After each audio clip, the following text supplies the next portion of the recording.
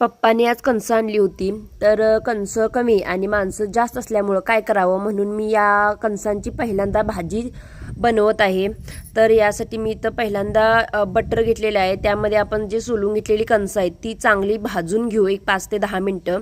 त्यानंतर मसाल्यासाठी इथं खोबरं, कांदा, टोमॅटो, आलं लसूण, परत थोड्या मिरच्या हे सगळं तेलामध्ये थोडं भाजून याची आपण पेस्ट करून घेऊ. इथे मी काजू पण घालत आहे. काजू मी अर्धा तास आधी भिजत ठेवले होते, ते पण घालू. आणि फोडणीसाठी आपण थोडं तेल आणि मी तवंग येण्यासाठी किंवा कट येण्यासाठी मी आधी थोडंसं लाल तिखट घालते. तर ते घालून आपला जो मसाला केलेला आहे तो घालून आपण चांगला भाजून घेऊ. आणि नंतर त्यामध्ये चिकन मसाला घालू, कारण माझ्याकडे चिकन मसालाच अवेलेबल होता. थोडं हळद, चवीपुरतं मीठ, नंतर आपण भाजून घेतलेले जे मके होते ते घालून चांगलं परतून कुकरला 3 शिट्या देऊ. आणि इथे मी जो बटर घेतलेला आहे तो मी घरीच बनवलेला होता. तुम्ही पण नक्की करून बघा, खूप मस्त होते भाजी.